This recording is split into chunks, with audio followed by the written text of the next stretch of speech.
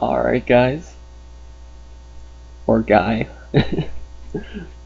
Depends how many people watch this, but I just saw episode 752 of One Piece, the most recent one that's come out so far. And, well, I'm just going to give my thoughts. So it starts off, as you can see here, with that elephant, what was it called, zoo or something? Boy, probably the best part of the episode for me. Everything about how, I don't know, from the atmosphere to the way it moved, I just loved it. There was this scene where it was walking, and it had this kind of like stop motion vibe going to it. It really reminded me, for some reason, of another anime. If you've seen Mononoke, the show, not the movie. Almost everybody I know personally dislikes that show because of the animation style. I really love it. But the elephant scenes were my favorite part for sure.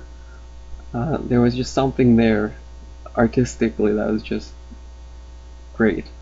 The rest of the episode, not. It's like it was good. You get to meet a few new characters, so, and I'm really anticipating this arc. I don't know why. I heard a few things about it. Don't want to spoil anything. I really hate spoilers myself, so it's too bad. Too bad. But it just looks like it's going to be really fun. So, right before the filler we had just recently, they showed us some parts of this arc that's going to come, right? If I'm not mistaken, there was like 2 episodes right after they left from the island where they fought Doflamingo.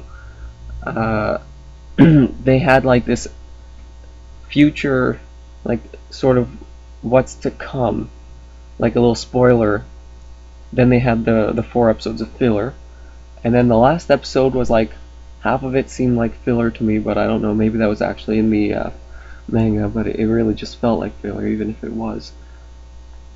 Where they were just going over like what has happened, how the Luffy crew met up. But it's like, we're this far and we know how that happened. Anyways, it was fun.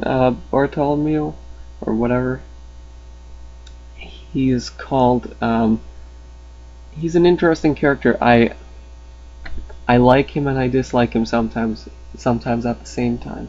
So, anyways, moving on. You have this scene after it starts with the elephant.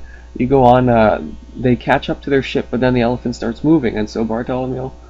That's how I'm gonna call him because I don't have it written down anywhere, so I'm doing it based off what I remember. He puts these the stairs to kind of lock the ships together, so that when the Thousand Sunny starts moving, because it's grappled onto the elephant's leg. When it starts moving, their ship will keep up with it, but it seems like he's undergoing a lot of what's it called?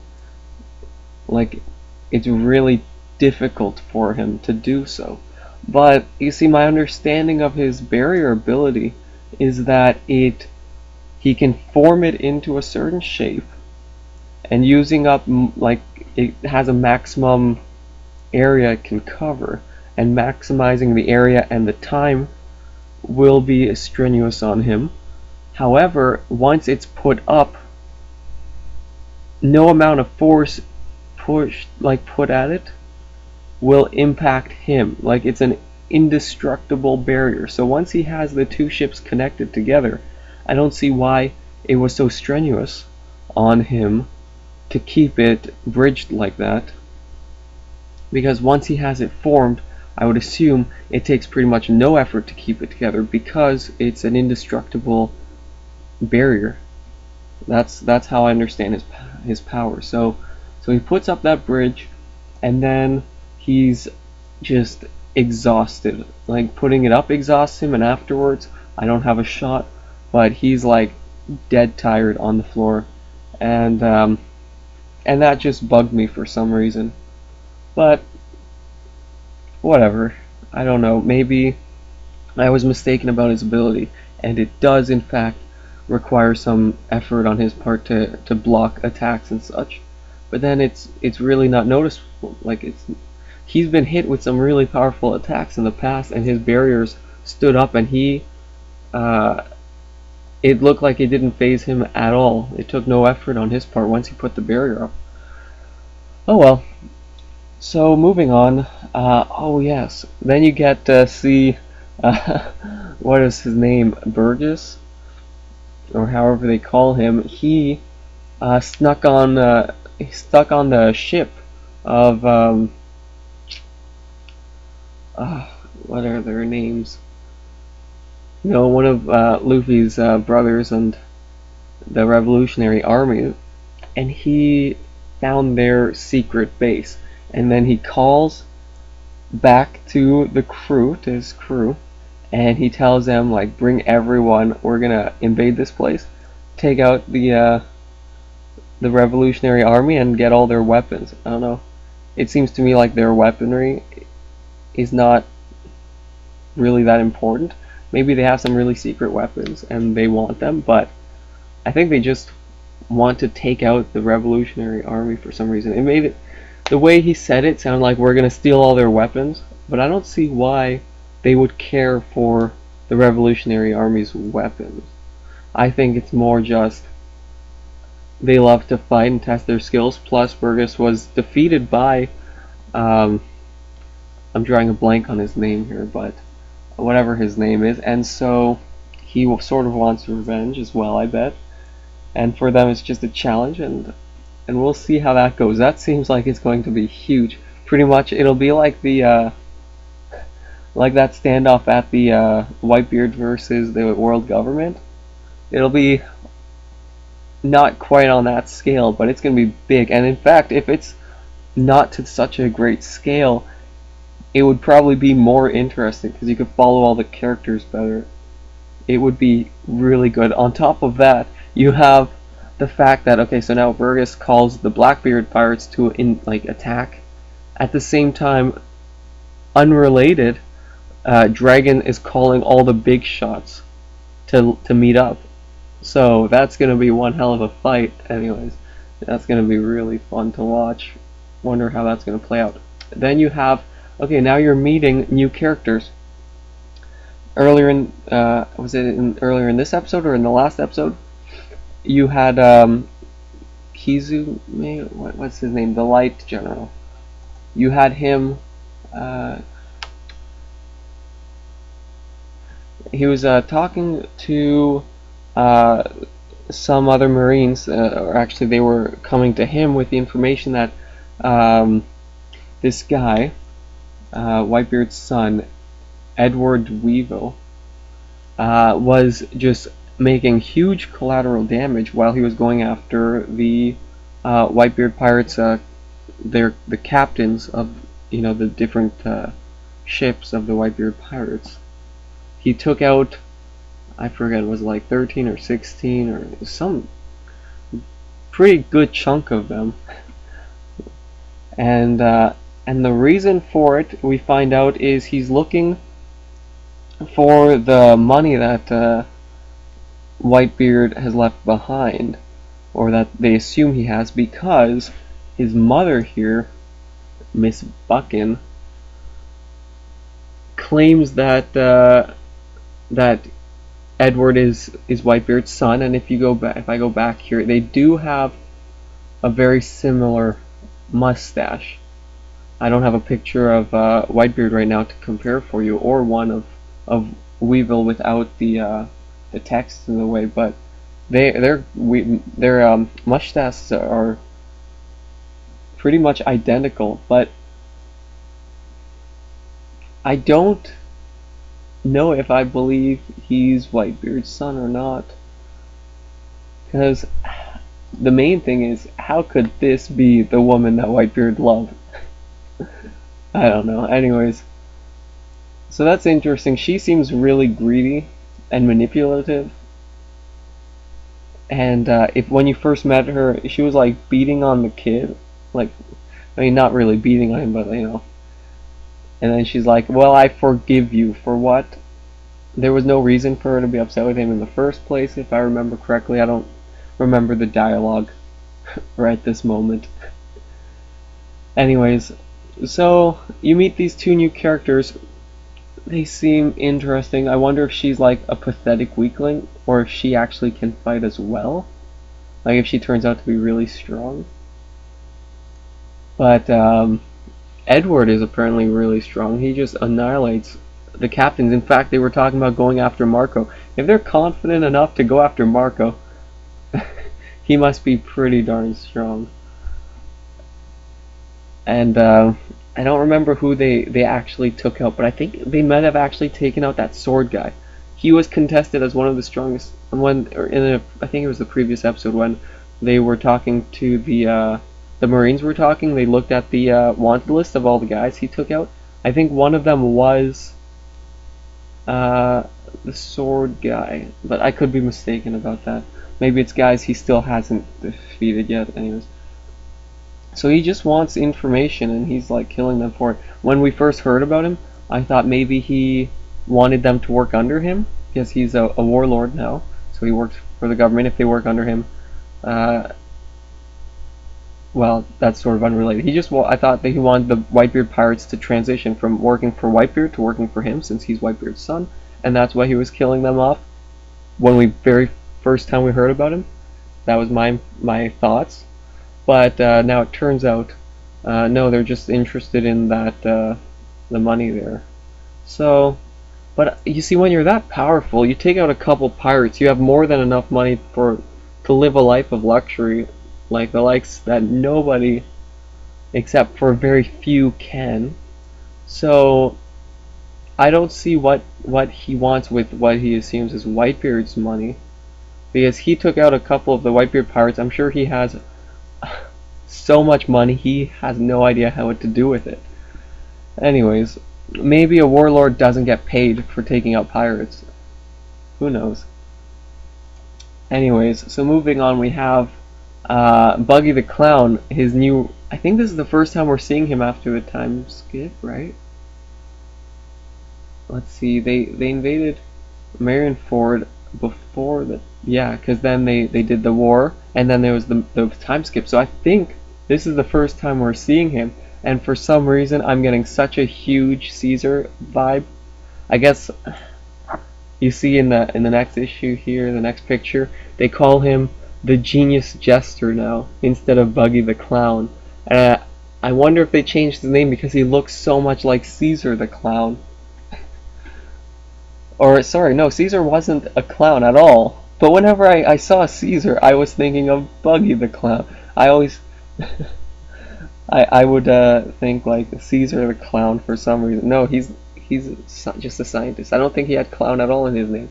And yet that's how I kept thinking about him. Like whenever I think of Caesar, I think Caesar the Clown. Anyways, and then you have Buggy the Clown now, a warlord, and he's Buggy the Genius Jester, and he's sort of taking up Joker's place as a arms dealer.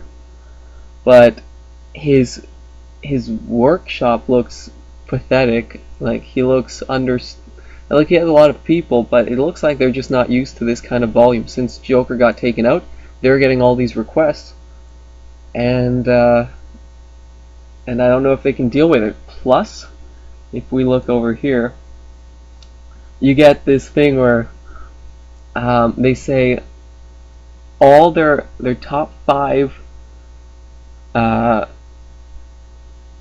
members want to quit.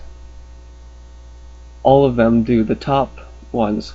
So they have like I'm assuming they're all really strong, because they followed him after he broke them out of Marineford, or it was more Luffy and the others, but he was there, and they all decided to follow him. They thought he was like kind of like what happened to Usopp in the in the most recent arc with Doflamingo. Anyways, so you have all these guys who are now following Buggy, and 5 of the top ones want to quit. Now, the reason for it, we don't know, but Buggy I don't have that picture say Buggy really wants to know why they want to quit, and they don't reveal what the reason is. So I feel like that's going to be a it's going to impact the plot a little bit. I think since they left it, they didn't tell us why the top 5 want to quit, and they're really strong. So perhaps they're scared of something, or I don't know, but it's interesting that once they became warlords, they were allowed to keep the crew members that they broke out of the Marineford prison. I guess it sort of makes sense, since you can keep once you become a warlord, you can keep your crew with you even if they have wanted or bounties on them. You don't need to turn them in. You keep them, but that means you can go to any prison and request to take out people out of prison as your crew, it seems. Oh well, yeah, whatever, that's fine. Anyways, so just we never saw that happen. So like when Blackbeard became a warlord, now he could take out anyone from any prison that he wants, I guess. Anyways, so that's probably going to be important. The reason's going to be revealed at some point. It's going to come as a shock, I'm sure, or they're going to try for it to happen like that, but it probably will just come out as kind of bland. And then finally, we have, I can't remember the guy's name, that guy who looks kind of funny, who paints these terrible paintings, and they come out and they look like they're they're like practically dying when he creates these pictures. They're so feeble. Anyway, so he creates this dragon, and it looks a lot like what was that guy's name? The guy's son. He just calls him Momo, but or something like that. Momonosuke or something. Frack it. I can't remember the guy's name.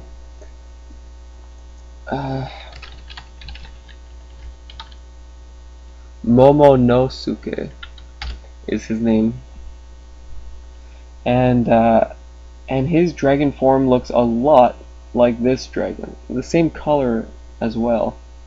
Now the color, they're probably not going to reveal like all the little details about this guy's power, but I'm assuming he envisions a piece of art, then he draws it, and the way he envisioned it, that's the color that it comes out with. That's how I like to think of his power. Anyways, so you have this dragon coming up, and at first it looks like it's actually soaring, like it's going to be able to fly, but then you find out, nope, it's on its it's like walking on its hind legs, and it can't fly. But surprisingly enough, it can climb really well with all of the Straw Hat members that they have currently on its back, as well as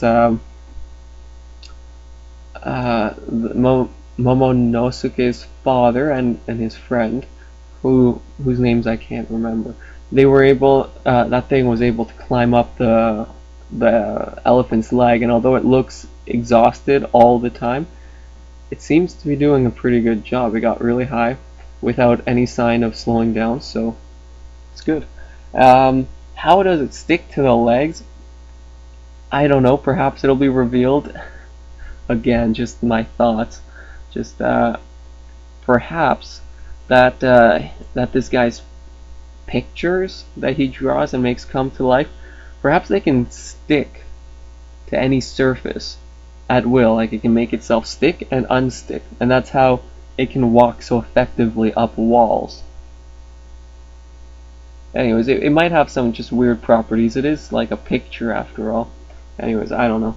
So, because otherwise it makes no sense. It's climbing up completely vertically, right? Straight up.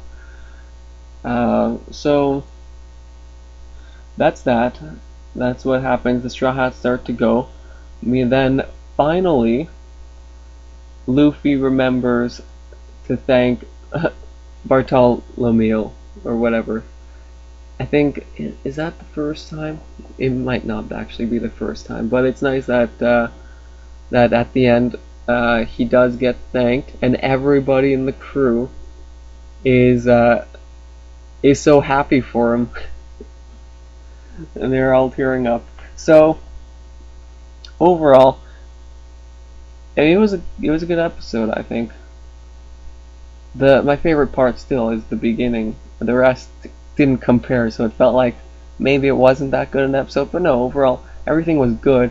Just some things were not as good. So uh, yeah, the parts with Bartholomew, I don't know how I feel. Like I like his character and I dislike his character at the same time most of the time.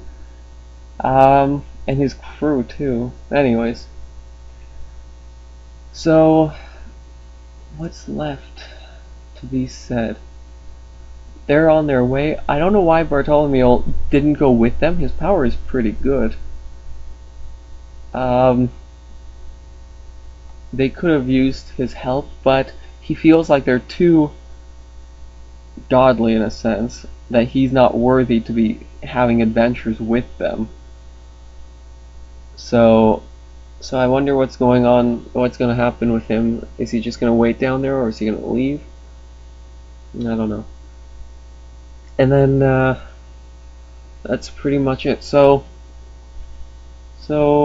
I guess I gave most of my thoughts on this episode, and that's about it. If you completely uninterested, then sorry. Otherwise, I'll have a good day.